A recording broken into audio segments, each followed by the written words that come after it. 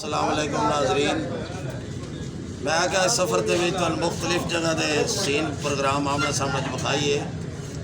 मैं इस टाइम निकले हाँ भावलपुर वाली साइड से रस्ते के सरगोधे के नज़दीक एक ढाबा होटल आया।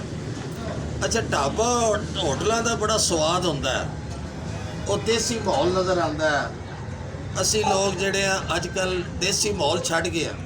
इत्थे गरम गरम जलेबियां बन रही सन जनाब, वो लिया होके तो दो कश लाइन पिंड का माहौल याद आ गया। इत्थे लोग बैठे ने हैं जी ढाबे के उत्ते ते असी भी जनाब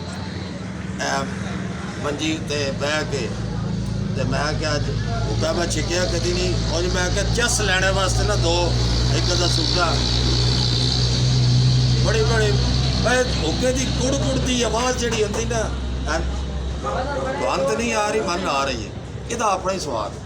तो यह जी जलेबी है ना जी, ये असी जो बचपन च होंगे सा पिंडा च तो मेले लगते होंगे सन विसाखियाँ, उत्थे जलेबी बड़ी अरूज ते चलती सी जनाब। जलेबी ते शिकंजवी वाला पानी ते एक लाल ते नीले रंग का जनाब शरबत।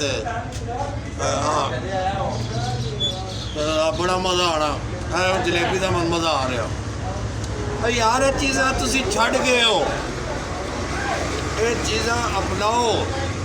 जेड़ी इन्हां चीज़ां विच अपनापन है वो बनावट च नहीं हो ही नहीं सकता। यह माहौल जेड़े माहौल जेड़े इहो जे माहौल नहीं लभदे। ये जो लभ जाना जिवें सन रस्ते जो सफ़र करते लभ के असीं गड्डी खड़ी की है, मैं क्या नहीं असीं किसी मॉडर्न होटल से नहीं खलोना, अभी ढाबे से चाह पीनी। ढाबे की चाह का तुहानूं दसां, ये पिंडां दे नेड़े होंदे ढाबे, एक दुध बड़े खालस होंदे ने, चाह बड़ी खालस बनती है, स्वाद बड़ा आंदा है। जलेबी तो बाद आ वेखो मैं चेक करदा दसदा, मैं यकीन करना मान नाल चस आ गया। ऐ जे चस ते चसके लिया करो। तो ये जड़े देसी माहौल के माहौल होंगे ये तो यार सारिया खुशियां। असी बनावटा वड़ गए हैं।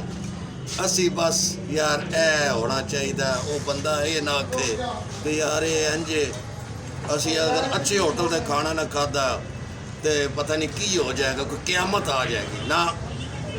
वेखो मंजी चौकी मार लिया करो, जलेबियां रख लिया करो, चुस्कियां लाया करो, ये मेरिया गल्लां पिक किया करो। बड़ा स्वाद आता जो इस माहौल का। ये नाल ही नसीब अकबर खान अज सरगोधे के बाईपास के उत्तों तुहाडे कोलों इजाजत चाहता। अल्लाह।